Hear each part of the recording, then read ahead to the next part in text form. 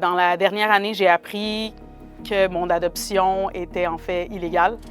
Je m'appelle Anne-Marie, je suis née au Chili puis adoptée au Québec en 1986. J'ai vraiment eu une belle enfance et plein d'opportunités. C'est une série de coïncidences qui m'ont menée à découvrir que je suis un des près de 25 000 bébés volés à la naissance dans un système de trafic d'enfants orchestré par le gouvernement chilien.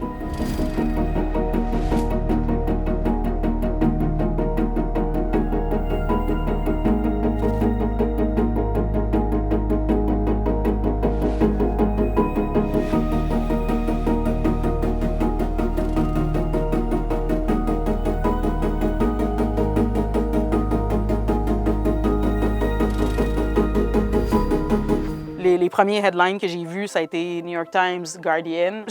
Ça a piqué ma curiosité, évidemment. Donc, je suis allée lire ça. J'ai trouvé le site ensuite de Chilean Adoptees Worldwide. J'ai écrit à l'organisme, c'est Maria, qui m'a répondu. À ce moment-là, on est en mars 2022. Plusieurs mois ont passé. J'ai finalement un courriel de Maria, la femme de l'organisme. Le courriel est assez court. My dearest Anne-Marie, we found your family. Your mother's been searching for you. Ça a été un choc.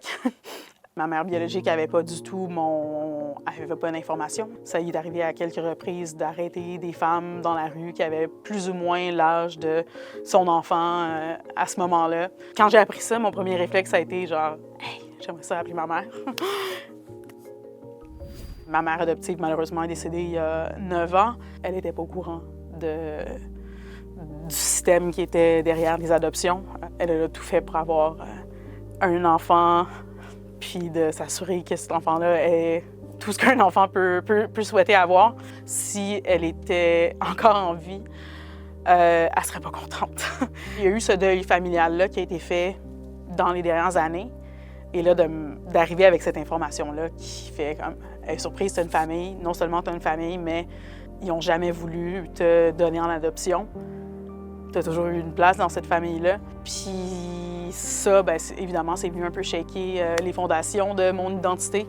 Est-ce que je suis québécoise? Est-ce que je suis chilienne? J'aurais dû être chilienne, j'aurais pas dû être ici. Je me suis donné un petit 48 heures, à peu près, pour finalement faire le premier appel sur Zoom. Il y avait donc ma mère biologique, il y avait mon plus jeune frère, ma grande sœur. On a tous 2 ans de différence. Il y avait les filles de mon plus jeune frère. Fait qu'évidemment, c'était un mix d'émotions. Il avait tellement hâte de me voir qu'il me demandait quand est-ce que j'allais aller au Chili. OK, oui, j'ai accepté de poursuivre ces recherches-là, mais j'avais pas... On dirait que je m'étais pas rendue au point où hey, peut-être qu'eux vont vouloir développer une relation avec toi. J'ai eu une mère ici. J'étais pas à la recherche d'une autre mère. Même si elle aimerait ça que je l'appelle maman, pour moi, malheureusement, c'est encore une étrangère. Fait que ça, je sais que c'est super difficile à entendre de sa part. C'est difficile à dire aussi.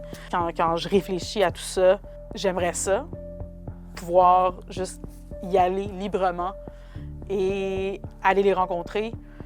Mais il y a plusieurs freins qui sont activés pour me protéger, j'imagine.